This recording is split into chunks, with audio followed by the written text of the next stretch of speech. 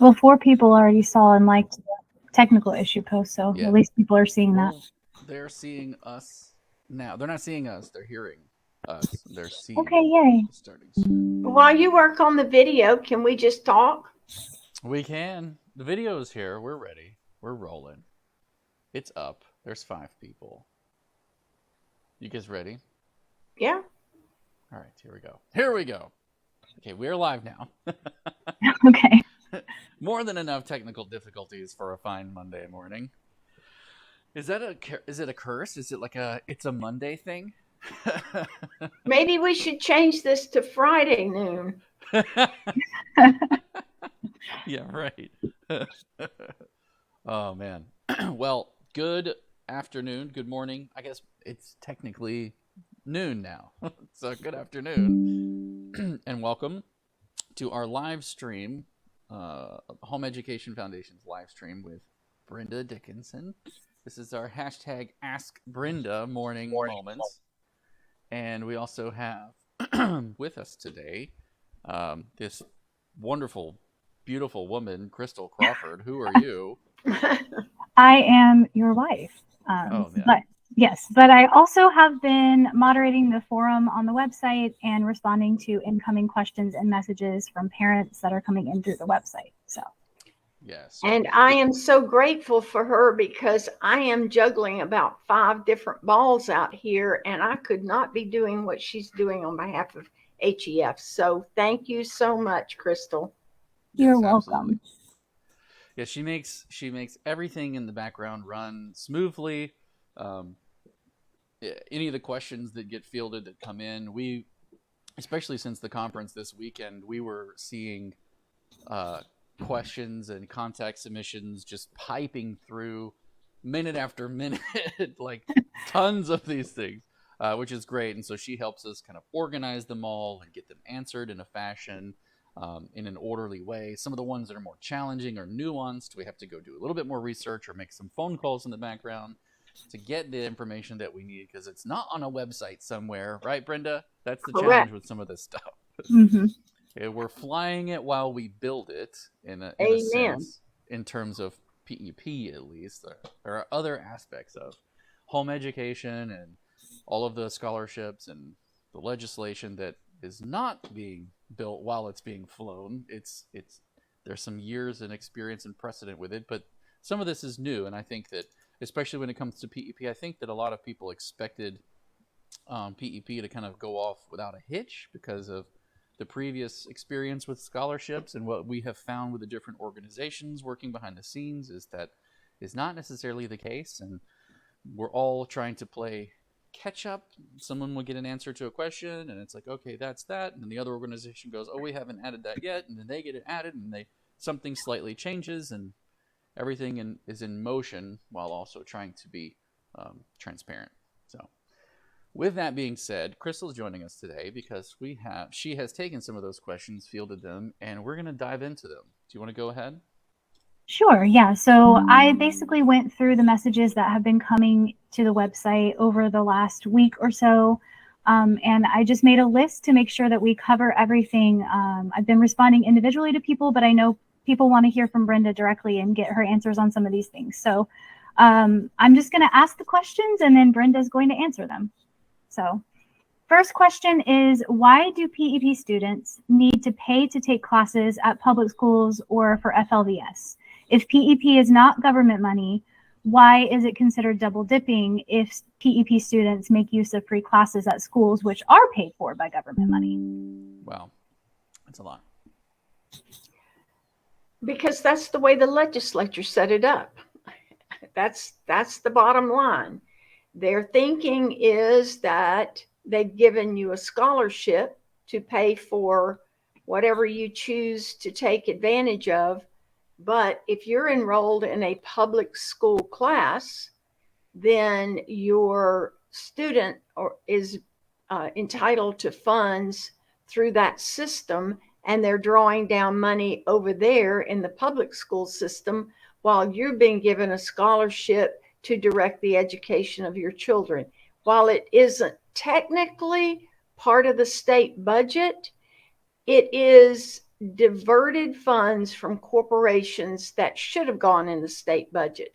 So it is not equitable for the students in the public schools to have what we call an FTE, a full-time equivalent for funding, and they only get one, and whatever that one amounts to year to year is based on the district, the grade level of the student, and it averages across the state about $7,500. So you got your $7,500 through a scholarship of diverted money, and then you get to spend it however the law allows you to spend it. It's all governed by statute. And so they want everybody have an equitable amount of funding for their child's education. So it would be, you would get money out of the tax credit scholarship fund for your scholarship, but then you're turning around getting free classes if they were to allow that in a public school, which is more than one FTE. It's technical, but that's the way the legislature decided to fund it. Okay. So we did have a question that came in just now, and it was reposted by a couple of other people in the comments. So I'll go ahead and read that one, and we can move to that one next. Does that sound good? Yes, go ahead. All right. So PEP, will students be required to take the standardized test at a school facility? That's first part. That's the way it's set up right now, but I'm going to work on that because that doesn't work for students that are not in a public or private school. It just hasn't become a priority yet in the list of things that I need to clarify. So I think we can get that one worked out, and we can have choice navigators or homeschool evaluators give the assessment. But that's a topic that I need to take up after some more pressing issues are settled. All right, good. That has been answered. I'll mark that off. I think some of the parents are maybe a little reticent because they don't necessarily want their children to go to a public school and take it. I'm not exactly certain why. I get that it might be a different setting, or I don't know if it's out of a fear of what they might do with those test scores. Would you chime in just a little bit about what is going to be the process for those tests, or what those scores, what's going to happen with those scores, so people will know? The test scores are going to be provided to the scholarship funding organization, and then they will in turn provide them to the state university, which happens to be Florida State right now, that has the capacity of taking all the different test scores and putting in a program to come out with a composite test score, which will then be made public, but your student's name, number, test score will never be made public.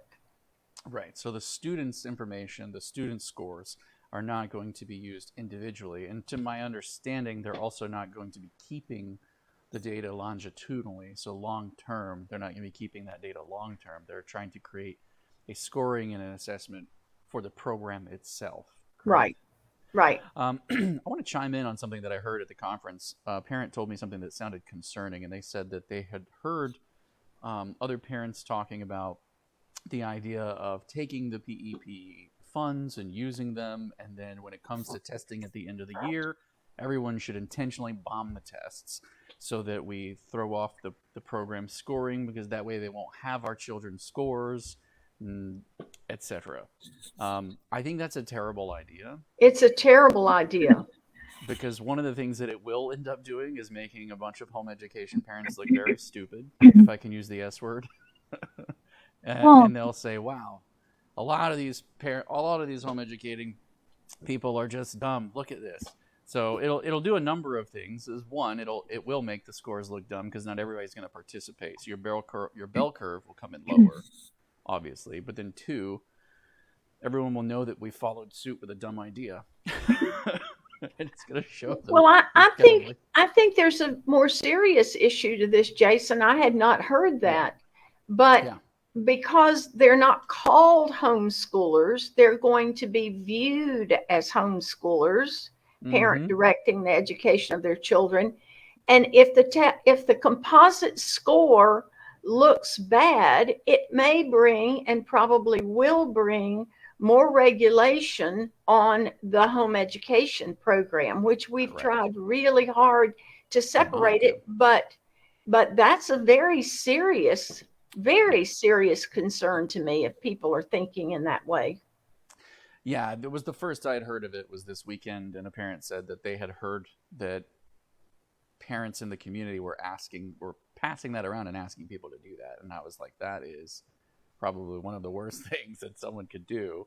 My hope is that enough people will actually join PEP and take advantage of the opportunity and their freedoms and use it and not follow that. So that you end up with maybe a subsection at one end who does really, really poorly because they intentionally bombed, then a subsection at the top who does extremely well, and then you have your regular dispositions along a bell curve so that it normalizes out. Hopefully it's a small thing, not a big thing, but it's a terrible idea. It will have an impact. Doing something like that would have a very negative impact on everyone who's home educating, because like you said, while PEP is different, everyone thinks of the parent-directed education as home education or homeschoolers, and it'll reflect on the community as a whole. So if you plan to do that, just don't take the funds and don't take the money. Do your own home education path the way you want to do it. Go about your merry way, find your curriculum, do your things, be crunchy, unschool, whatever it is that you would normally do that.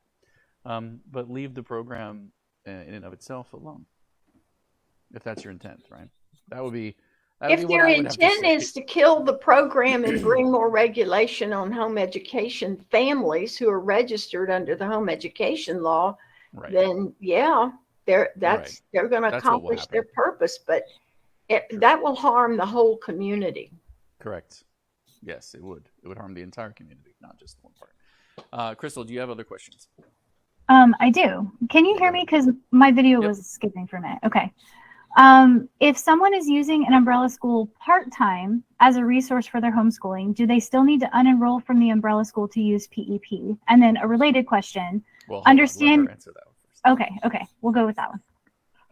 The answer is yes, for two reasons. An umbrella school does not exist in statute. That's a term that homeschoolers use, but it's not a statutory word. And I think Jason and I were talking earlier about words are really important in legislation.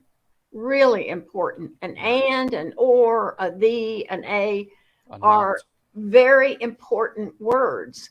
Yes. So you are enrolling your child in a private school registered with the state of Florida, which is one way to meet compulsory attendance. There are 6 now ways of meeting compulsory attendance. A private school is one, home education is one, and now the new PEP or personalized education program is the 6th way that was just added to the ways to meet compulsory attendance. The programs are designed by the legislature and advocates to build in accountability and to eliminate as much fraud as possible. So we don't want co-ops made up of 2 families where I'm teaching your child math and you're teaching my child English, and then we say we are a home education instructional program and we can draw down state funds for that. That opens up a huge possibility of fraud. So we try to look at all aspects of it, and the precedent for this, the way it's set up in the PEP was actually set up back in the early 2000s as we were developing the McKay Scholarship, the Gardner Scholarship, the Florida Tax Credit Scholarship.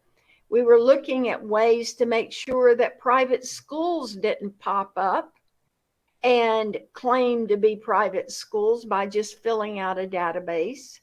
and pulling down state money and doing nothing with the children. We had those kinds of schools pop up, and they were using the state money to buy their relatives Hummers and all kinds of things. So we had to put in some more criteria to make sure that private schools were not defrauding the state and the program. And we fought really hard to make sure that the accountability that we built in for private schools was already the statutes, state and federal statutes that applied to private schools.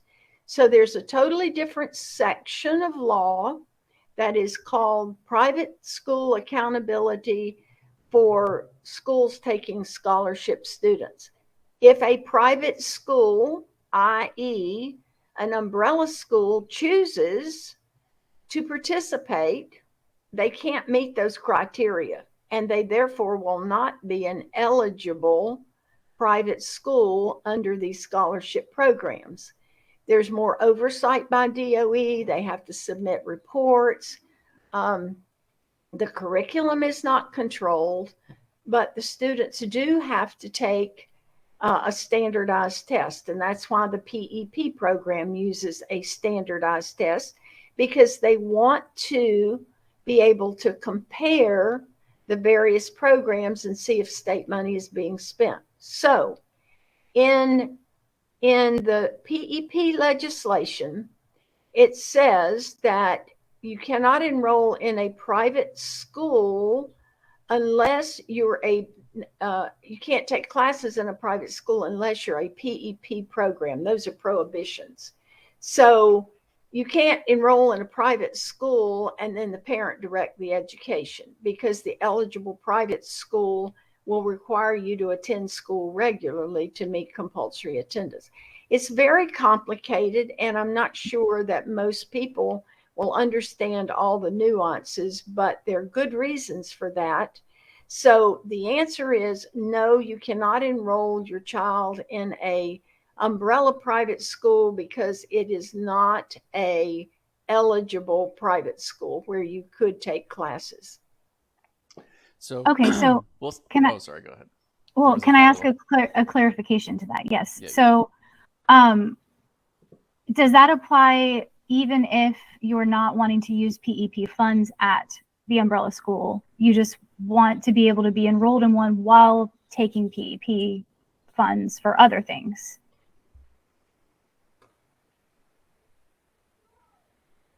I would have to go back and look specifically at the wording, but as my remembrance is that you cannot be enrolled in any of those other forms of education without exception, and that would include a private school, an umbrella school, or anything else. If you want to pay an umbrella school to put together a transcript, you can do that, but you have to pay for it with your own money. You cannot enroll the child in a private school. So let's talk a bit about, so you said the importance of language, and how a little word here or there can change everything. And I think one of the things that leads to a bunch of confusion, at least from all of the questions that I've seen and the parents that come up to me while we're at the conferences asking questions, is we're not all using the same words. In a lot of ways, we're not all using the same words. So one of the questions that just came in was, can we discuss how hybrid schools will be handled? And my question to you, Brenda, is what is a hybrid school? There is no explanation for that or definition in statute. That is, Correct. Again, a term used by parents in the community. Right. And, go ahead. And they would be classified if they've registered with the Department of Education as a private school, they are a private school. Right. Right. So it's very important when we're looking as parents, when we're looking at our options, we're looking at what we're doing. It's important to understand where we fall in the legislation. So if I have a question about how my particular path is going to be handled, there's no such thing as a hybrid school. We use terms like this to help ourselves make sense of things, but these aren't legal technical terms of how it exists. So I'm either in private school or home education in those two lanes, correct?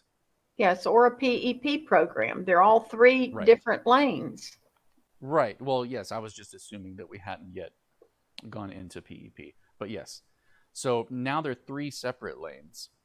And I think it's important as we move forward, all of us parents, as we move forward, that we use a language that matches the legislation so that when we have questions, a lot of our questions makes more sense when we start talking about things as what they actually technically are, because then I can find in statutes where this information is, or I can find in the purchasing guide or the programs or the handbooks where this information can be found. You won't be finding hybrid schools anywhere because a hybrid school isn't a thing. So I know that whenever we try to make sense of things, we like to use words to do that, but we have to make sure that as we're doing it, we use correct terms. I saw something on our Facebook page this week as well, where someone said, "Oh, you're not a true homeschooler if you do X, this or that or the other." And I just think it's very challenging to communicate clearly when we get outside of language that is clearly and well defined, especially in the legislature. We want to know how things are going to play out. So I'm encourage everybody to use the terms that we're using, that are in law, that you can Google, that you can go to our website and type in the search bar, and you'll be able to find information that matches those. Some of the times whenever, as a marketer who runs a marketing agency, if you're looking for answers to questions that you have online, but that's not what the things are called, but that's what you're searching, you're not going to find the answers, right? Even in doing your research, you're not going to find the answers because that's not what those terms are called. So somebody may put all this information out there, or the statutes are out there, etc. But if you're using words like hybrid schools or other things, and you're really looking for information about your kid's curriculum and how it's going to work, but what matches you is the fact that your child is registered as a private school student or a home education student or a PEP student, you're not going to find any of the answers that you're looking for, because those aren't the words that anyone is informing anyone on. They're not being used. So be very careful as we collect the information, we look for things that we use the right kind of words, if that makes sense. Let me say that there's also a way you can spend your money, which makes it even more confusing, it's called a home education instructional program. Now, they look like schools because you send your child there or take your child there 1, 2, or 3 days a week, and there's an instructor. Many times they're certified teachers teaching algebra or Chemistry. language arts or something. Yeah. And there are quite a few of those around the state. Many of those are outstanding programs, but they're not private schools. They're not hybrids. They are just a place that you are choosing your curriculum and you get an instructor along with it. So they fall in the category of home education instructional programs. So you can use those tuition and fees, the pay for that, if that program is on the list of the approved home education instructional programs. And if you're not sure if your choice of those programs are on the list for Step Up for Students, and AAA is also working with Step Up, and they'll in the end use the same purchasing guide, I'm pretty sure. You need to ask pre-approval for use of your funds in that program. Good. So we have another question that says, if PEP is a private school governed by the state, can children who get PEP also get Bright Futures? I think this question kind of hits on what I was saying a second ago. Brenda, would you take it? Well, PEP is not a private school. Right. PEP is a program, just like home education program is, to meet compulsory attendance. Yes, the law that passed, that is the PEP program, says that PEP students will have all the same rights and privileges or opportunities as home education students, which includes Bright Futures, extracurricular activities, dual enrollment, all of the extra things that home education students now are eligible to participate in. The problem we have as it exists right now is that the laws that give home education students the right to participate were not changed in statute when the PEP program was passed. So there's no direction for the Florida High School Athletic Association on how to make those kids eligible. They're trying, but they were also changed in statute. So we've run into a little quirk that somebody who is writing the new rules, which is not the FHSAA, has tried to interpret the law, and they are saying that PEP students cannot participate in the two state athletic teams that exist just for homeschoolers. Those are in the west coast of Florida, Tampa Bay, and one is Gulf Coast Heat. And I got that question this morning. The information came out last Thursday from the FHSAA, and I think that possibly their direction came from the DOE, who haven't been involved in the development of the bylaws of the FHSAA. So that's one of the issues I'm going to have to get further clarification on. I'm going to try to get to the people that wrote that and see if we can't make it possible for PEP students for this year until we can change the law next year to be able to participate in those home education co-op athletic teams. So a lot of the implementation is still being developed, and we're doing as much as we can to take your input and questions and get to those people making those decisions to try to make sure that the PEP students have the same rights and privileges as home education students do now. But keep in mind, it was a series of 25 years getting all of the nuances worked out for home educators. So trying to do this in 5 months is challenging. Yeah. Yes. Yeah. Part can I do? Go ahead. I was going to say, can I do a spin-off question on that? If you want to make Certainly. a comment first, go ahead. I was just going to say, part of me thinks it would have been a great idea to announce the program this year and actually activate it next year. Yes. Go ahead. Yeah, so I've gotten a lot of related questions about Bright Futures. The primary concern parents seem to have, because they understand things are still being worked out.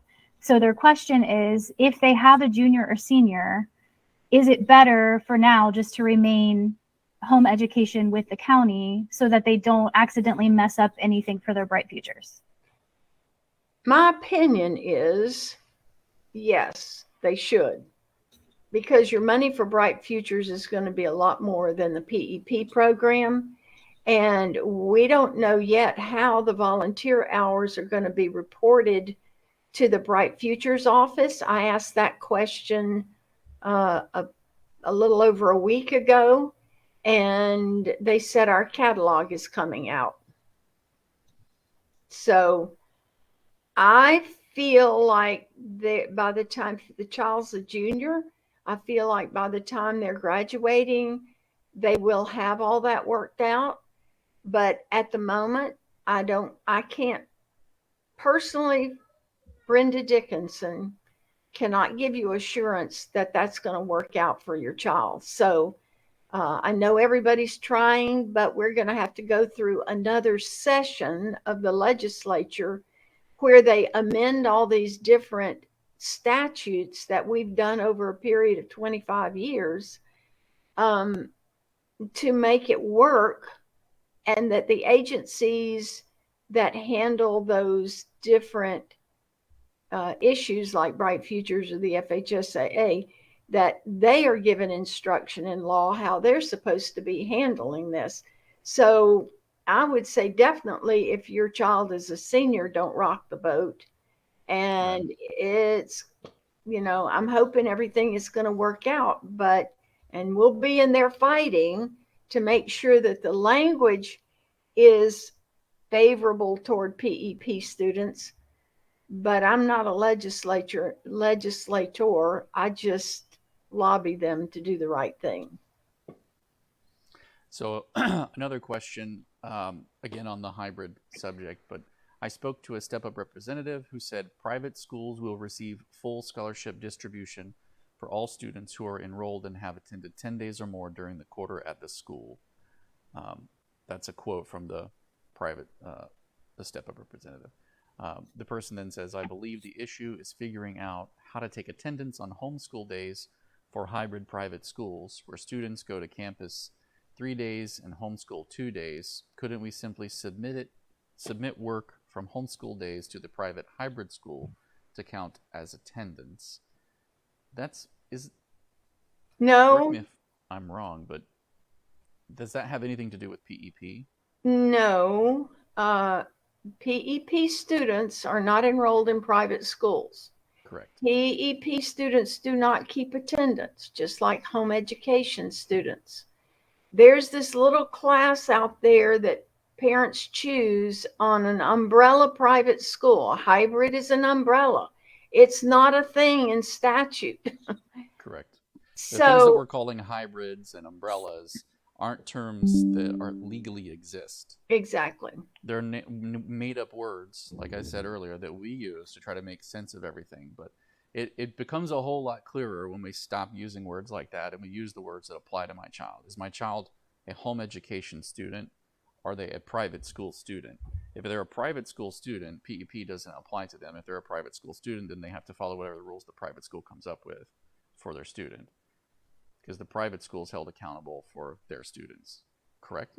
Correct. But under the FTC, you can get a scholarship to attend a private school full time, but it has to be an eligible private school where your child goes 5 days a week and they follow all of the section of law that is required for them to participate in the scholarship program. So hybrids just don't fall into any of these classes of scholarships. And if people are unhappy about that, which some people are, well, this is what I choose.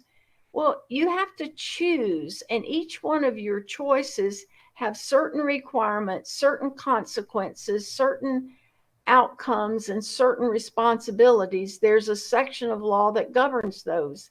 You can't have it all when you make a choice. It's just the way it is. So it's the way the legislature set it up, and there are good reasons for why they're set up like that. But if you want the scholarship, then you're going to have to follow the rules that are in the PEP program. If you want to stay in an umbrella, hybrid, whatever you want to call it, school, then you follow their rules, but you don't get the PEP money because that's not part of the PEP program. Yeah, someone has a clarification on home education instruction programs. Do they have to be on the list as long as the teachers meet the qualifications, or would that be considered tutoring? We want to sign up for a class starting August 16th, but not sure how to get the pre-authorization before September. Is that a question? I would, if I were in that situation, I would send in a pre-approval form for a tutor. If they're not part of a larger group offering classes, then I think, again, I'm thinking based on what I've known in the past, Step Up will qualify that as a tutor. So you can hire a math tutor, but they have to be certified teachers or meet the other qualifications that are defined in the statute. Which are different than the qualifications for a home educational instructional program, just to clarify. Yes. Good point. Somebody said that they can't hear me. Is that true? Let me pull this up. Keep going. Okay, let me ask the next question. This is sort of related to Bright Futures. Will PEP automatically renew each year? And if not, then how might that impact a high school junior who wanted to use Bright Futures, since there's no guarantee they would have the same type of schooling 2 years in a row? Home education program at the moment is the only program that requires enrollment in the last 2 years, 11th and 12th grade. Since the law says that the PEP students will have the same rights and privileges, I'm going to assume that's going to be the same, but they probably will put in we call them glitch bills, because they're going to fix the errors that they didn't anticipate when the bill was passed, that you could be either in a home education program or the PEP for the 11th and 12th grade for the past 2 years. And then going forward, you may have to be in the program for both years. I don't know what the legislature is going to do. I can't speak for them, but I feel like that the best thing to do is stay put in a home education program. And say the question again, because I lost the question in my explanation. Yes, so this specific question is asking if PEP doesn't automatically renew each year. Renewal, stop. Yes, that was the other point I wanted to make.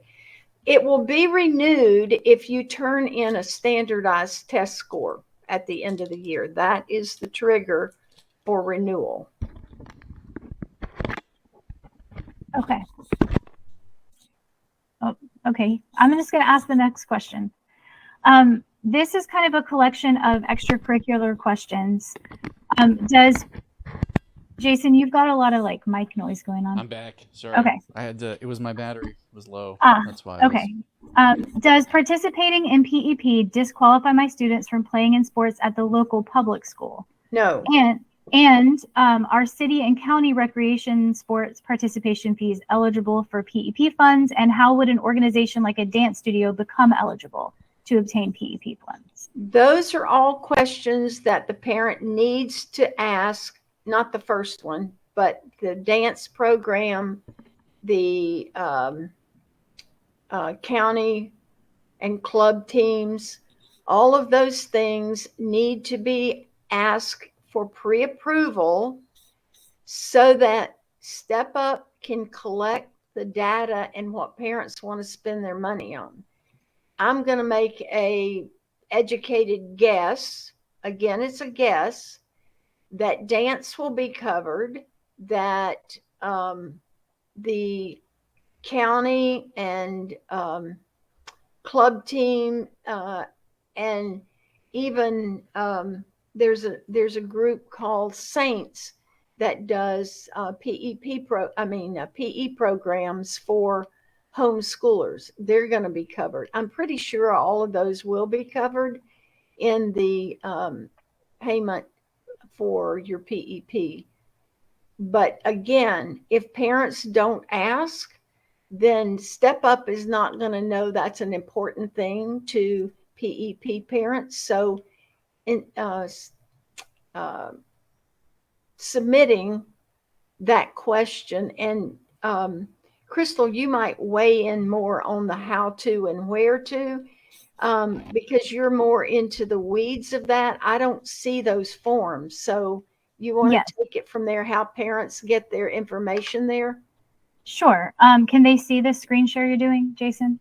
No, but I will fix that moment. Give me 2 seconds. It's okay. The page? Yeah, that's the page. Okay, cool. Then here, if you go to stepupforstudents.org to their personalized education program info page, down at the bottom of that, there's a link to the purchasing guide. There's a link to some further information, and there's a link to the purchasing guide feedback form. It's that very bottom link right there. Right there. If you click on that, it takes you to a form where you could submit feedback specifically about the purchasing guide. So I have been telling parents, I've been giving them this link if they want to go and find, report whatever feedback they want to report to Step Up if something isn't fitting their needs, or if they have questions about spending caps or whatever it is. That is the form that Step Up has already set up for you to contact them specifically about the purchasing guide. And if I could add that this also has a link to the national norm reference tests right here available. We had a lot of questions about that this weekend as well. So the link for the national norm reference tests are here as well, and that goes straight out to the Department of Education's Yes, website. and we have All of that. those can be We have found. that linked in our FAQs in the forum as well. It's also on our there's an FAQ. FAQ about that. Mm-hmm. And then, that, of course, that may be updated, but it will be updated from that link because DOE has to include the classical learning test as well. right. And I don't believe those are on that list at the moment. And that is also the link that was giving parents concern because it specifically states that you have to take the test in a public school facility. But just as Brenda mentioned, that is something that she's still working on. So I just wanted to bring that up to people, that it will say that at the link, but that's something that Brenda is still going to work with. So yeah, there's a lot of information here. There's also this is again Step Up for Students website. If you're a school, or not a school, well, yeah, I guess if you're a school or a co-op or a home educational instructional program and you're looking for yourself to be approved program providers, this section is for you, and there are links with PDF downloads on how to get your program established and set up and put on the approved list. So if you're working with someone and they're not on the approved list, work with them to get them to do their Go back steps. to that approved list, Jason. Yes, you clicked yes, on ma'am. something that brought up an approved list. Yes. Where was it? Somewhere in here, there's a form that I found that you can actually fill out if you want to be considered. I believe that it is here. No, that's the Or if you want to be a vendor on I think that was the right one. Vendors? Yeah, no, I vendor. So there's the handbook. And then, oh no, you're right, Crystal. I think that was the correct page. Yeah, because you want to go into the FTC part. That's where they had it. Yeah. And become a provider right here. Yeah. So then Home Educational Instructional Program 2023.4 Provider Participation Agreement, and then Full-Time Provider Participation Agreement as well. So you can go in and fill out those forms. Click on that one for the Home Education Instructional Program. Mm-hmm. See if it has a definition there. It does. It has the same bullet point that's in the purchasing guide, it looks like. Okay. All of this list here, yeah. Mm-hmm. So to be an eligible FHSAA or PEP funds, the program must be on a program selected by the parent as part of their home education students' parent-directed instruction. Programs may not be full-time or full-time equivalent. Private schools, virtual schools, and public or charter schools are not considered home education instructional programs. They must provide courses and/or activities for home education students that enhance or enrich the students' learning opportunities. They must have publicly available, reviewable program descriptions of courses and/or activities, have published tuition and fee schedule, be in a non-residential physical location, aka cannot be in a home, and be a business organization. Tuition and fees may not be payable to an individual except for regional program directors or designated liaisons of national home educational communities. See, that will answer questions about hybrid schools, and that first part says a private school. So hybrid schools are private schools, umbrella schools are private schools. Mm-hmm. Right. So if they're going full time, they're not a home education instructional program. Right. So if you have someone who they have a program that you're a part of, like ClassSource of Tampa, like what we were a part of, and they need to get on the approved list, this is where they need to go to get set up so that you can pick them from your list. There was another question that came in about whether when the funds would hit. Do you have a estimated time of arrival for when they're expecting? I believe September 1, that's when the funds for the other scholarship programs drop.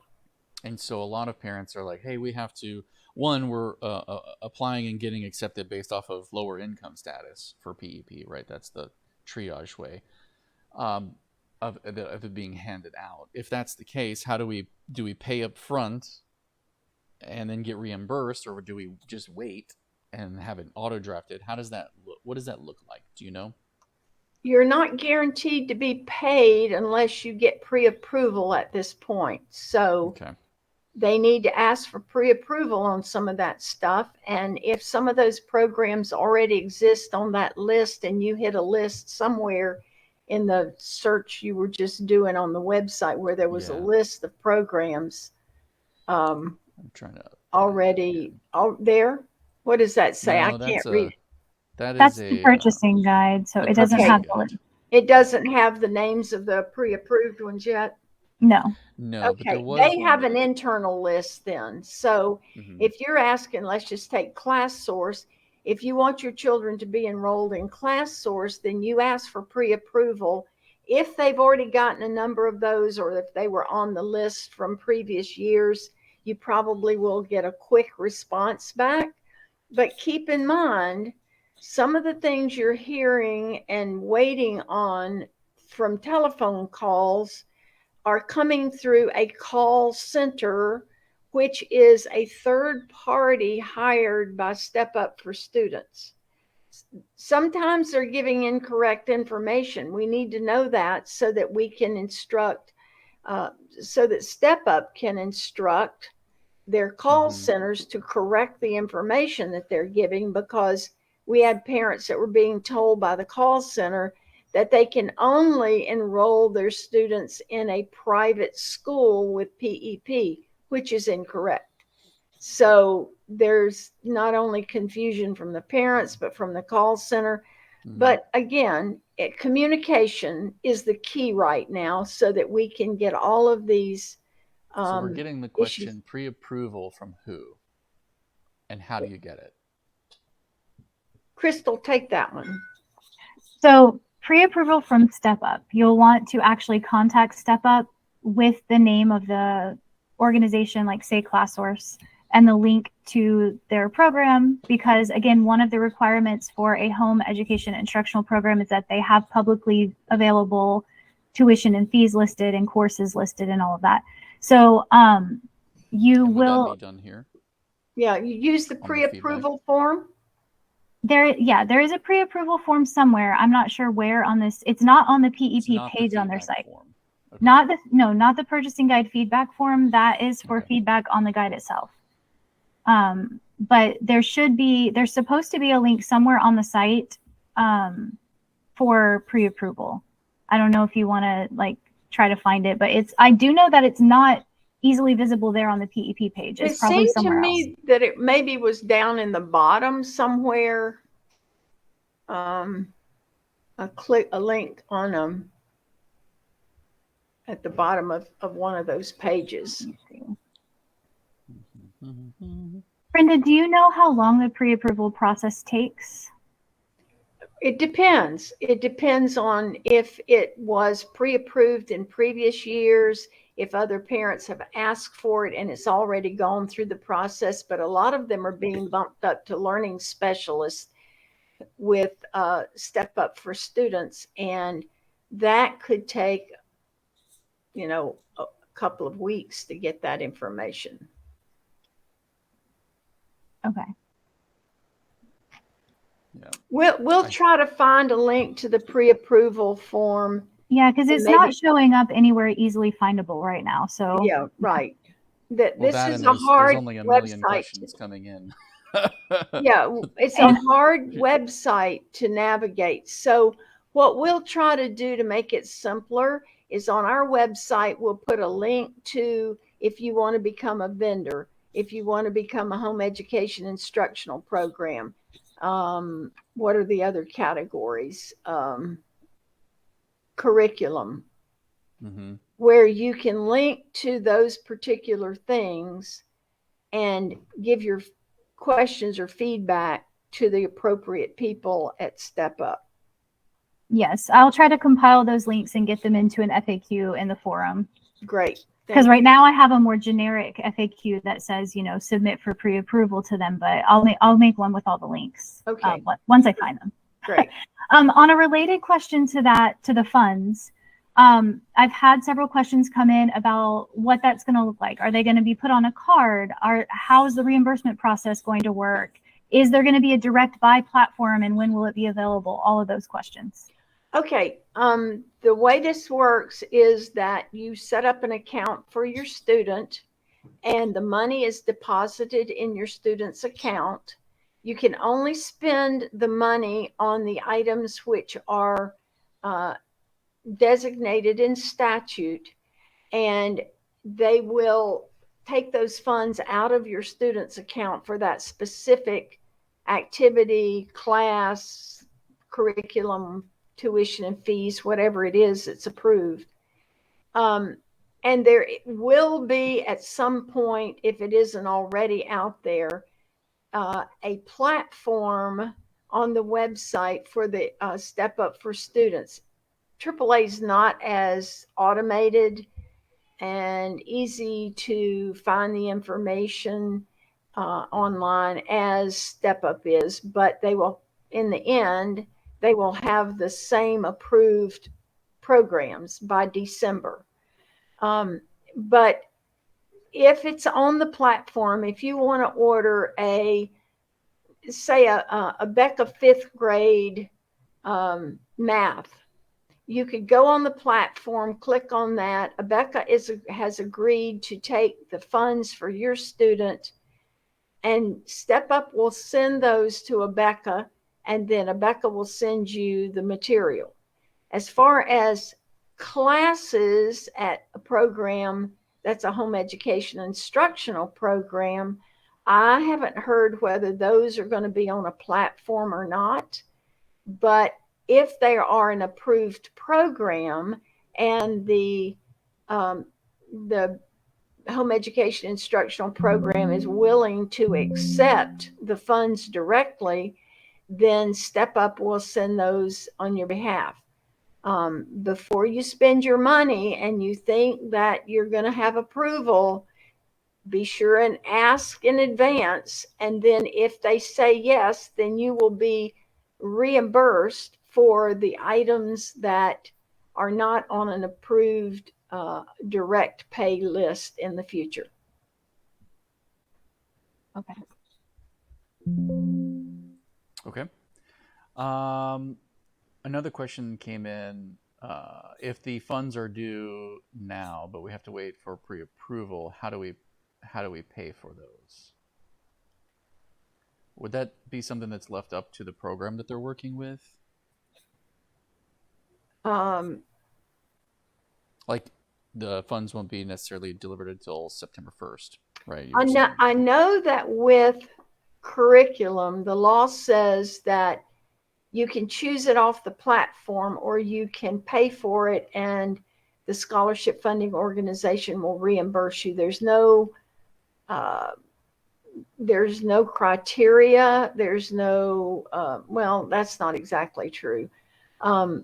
For the most part, you're going to be able to purchase any curriculum you want to. And if it's Christian curriculum, they, just will reimburse you. And it's after July 1st. So the program went into effect July 1st. If you purchase before July 1st, they are not going to reimburse you. In all likelihood, I'm not going to speak for them, but the program didn't go into effect until July 1. So you can purchase whatever you want to use for your child. At this point, if it hasn't been pre-approved, then you're just going to have to wait and see if they will reimburse. They should, but as I said before, there's a lot of this that hasn't been worked out, so I can't guarantee you'll get reimbursed for it. I think you will, but I can't guarantee that. Right. Barbara Beasley says she has experience on the FHSAA side. She says pre-authorization requires funding first. Once funded, you have access to the reimbursements side of the system. On there is a hyperlink to request a pre-authorization. Generally, those take a minimum of 60 days to process, but they didn't increase their staff, so it will likely be higher since the process is shared with the 90,000 families receiving the FHSAA scholarships.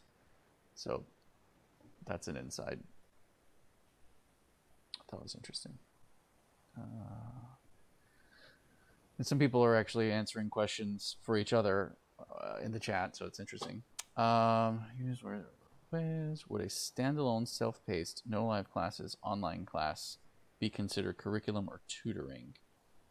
There are no live classes, but the instructor does interact with the students through written feedback. Is that curriculum? That's the question they're asking. I don't know. Would a standalone, self-paced, no live classes online program be considered a curriculum or tutoring? I think it would be. Well, Go ahead, Crystal. I was going to say there is a third option, because there is a category in the purchasing guide that says standalone. Do you have the purchasing guide to pull up real quick? Because I'm trying to remember the exact. Yeah. So, standalone online class. There it is. Page 3.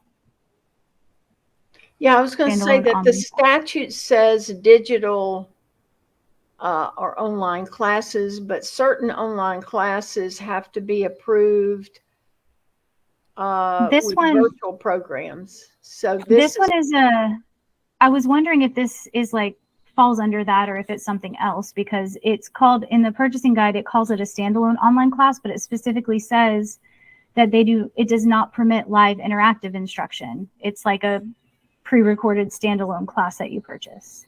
And scholarship funds may not be used to pay for full-time online instruction. Right, but that last sentence says a standalone online class does not permit live interactive instruction, but it's like its own category in the purchasing guide. So I don't know if it would fall under that, what they're describing, perhaps. Sounds like it. Again, ask for pre-approval. Yes. And they may change this definition based on your pre-approval. Right now, they just, guessed at what they thought would be those categories. Mm-hmm. But the people that are implementing this have never homeschooled, and so they don't know all the options that are out there. Yeah. And can I add just really quickly, I just want to reiterate, please use that feedback form, because Step Up is asking for feedback on this guide right now. They want parent feedback. Amen. Sure. That's another thing. Yeah. Go ahead. I was just going to say, Brenda and I were on a call with them. And so I can speak from experience that they are trying to help. They really are. They were asking for feedback. They really do want it. So if you use that feedback form and let them know what you need, if something in here doesn't quite fit, one of the categories doesn't quite fit your needs, let them know that, because they're actually asking for it, which is a blessing, because it gives us the opportunity to help shape what this final guide is going to look like. Yes.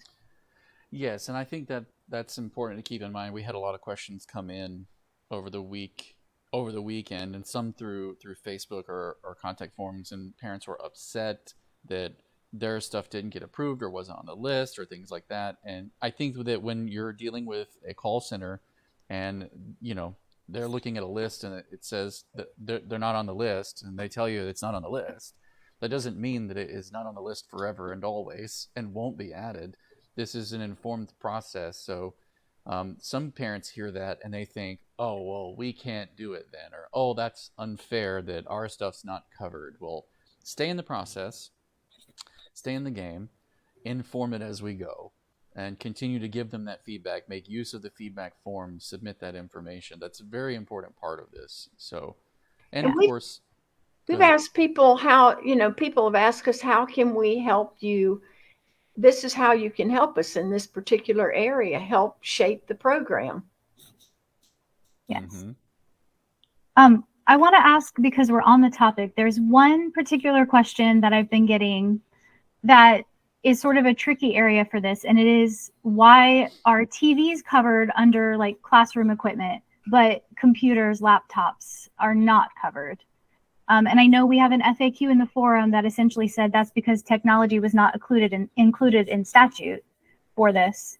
But I just wanted to ask Brenda to kind of explain for a moment why it is that currently laptops and computers are not an approved purchase. I'm sorry, I can't answer that question. That's the way the legislature decided to set up the program. If we want them included, and I think that computers should be included, that's my personal opinion, then you need to tell your legislator that in the upcoming session, you want computers added to that list of items that can be used to purchase your materials through the PEP program. So that would be an additional step of not just giving feedback to Step Up, but for this particular thing, reach out to your legislator to make sure that that technology gets added. Yes. Right. Cool. We've had somebody bump this question a number of times, so I'll ask it. It's a little bit of a different line of questioning, but if I have a high schooler and I start PEP and stay with PEP through 12th grade, does my student get a diploma? No. Okay. What would that look like for them then? Would be, again, that's not defined. In the home education law, it is defined. You can do an affidavit. We will have to change the law in that area to make it comparable to what home educated students do. Got you. So that was not part of the one section that was referenced. Right. So it'll have to be updated. Okay. Well, I hate to cut this off, but we really have been almost an hour. We have been. Yes. And there's a lot of questions that didn't get answered on the video. So what we'll do is we'll try to go back through and comb through lots and lots of questions and comments. I've tried to mark the ones that we did. When is the next session? The next session is Monday, next Monday at noon. We'll do these live Q&As each Monday, and we'll try to bring you the most up-to-date information. If you haven't had a chance yet to go check out the forum on the website, I'll pull up our website real quickly as we kind of call things to an end. There is a live forum. All you have to do is create a free member profile so that you can interact in the forum, and there are lots and lots of questions. There's a section for evaluators, so if you are an evaluator or you're looking for an evaluator, this is a kind of member-driven interaction. Think of it like a giant gym with a lot of tables that people can go and connect and network and chat at, where it's meant for you guys to be able to connect and help each other out. You'll also be able to see when one of the HEF admins posts an answer to a question. That becomes obvious, so that we can try to make sure that you get information that is direct and correct. But that's there. Can I add something? Can I add something to that? So on the forum, if you have questions that weren't answered today, you can come here and check if they've been previously answered in the PEP FAQs, because I have been updating those every week after these live streams. If there's a question Brenda answers that wasn't already in the FAQs, I'm going in and I'm adding them, or I'm updating FAQs as we get new information, like with the information for FHSAA or Bright Futures. I'm updating those as we know more. And you can also submit your own questions. If you see that little like blue message box down in the bottom right corner, that's one way that you can submit a message to the website, or you can create a new post right here in the forum. There's that create new post button, and either one of those will work, because that submits the question in where I either have to approve it as a forum post or I'll see it come in through the message. So either way is fine to get your questions in if there's one that wasn't answered today and that already isn't answered in the FAQs. So, and there's a live search function that works with we lost Brenda. Brenda lost her internet connection, she said. I just got a text. Okay. At least we were done, right? We are for the most part. All right. So yeah, you can search keywords in that. You can search keywords in that box at the top of the forum. So if you're looking for a specific question, you can actually type the keywords in the search there, and it'll bring up the posts that relate to that term. So that's an easy way to find your FAQs and check if they've already been answered. Okay. And that Yeah, you can use that search box. Absolutely. It's a live search linked in there. This is one of the reasons why we were talking about using good language or proper language with things, because it makes it easier to find things when you're actually searching for them if we're all calling them the same stuff. Can you attach the link to the comments here? Yeah, we'll do that. FAQ, PEP. Oh, sorry. That, drop that in here. There's the FAQ link. Yeah, and then if you guys do get a chance, please also hit the support page. Something that's very, very important. I know that Brenda is not here, and so I will say this. I love her dearly. She has done amazing work since the 1980s, so 35 plus years. My kids, when I grew up in Alabama, I did not have a Brenda to protect our home education rights. It was a very different landscape for us, and we do. If everyone could go on to the support page and find a place that fits them to do the support, what we would like to do is have predictable funding so that we can make plans as we move along. Right now, I can tell you there's 3 full-time jobs that are being done to do all of this, and they're all volunteer-based at the moment. And we would like for them to be able to be done in perpetuity so we can have a plan for that. Even if it's as little as $5 a month, please, find something that fits you. $5 is basically like saying, oh, maybe I don't do Starbucks once this month, and just set up a recurring. You can just set it and forget it. You don't have to remember to send in checks or things like that. Very, very simple, very, very easy. And we can continue to fund the work. She's doing amazing work in the background all of the time. And Yes. I don't have anything else. We've lost Brenda for the day, so I'm going to go get lost in work myself. And I hope you all have a wonderful Monday. And we look forward to seeing you again next Monday. If you have additional questions, we'll see you back on Monday at noon, and then also hit the forum. Cool. All right. All right. Thank you, everybody.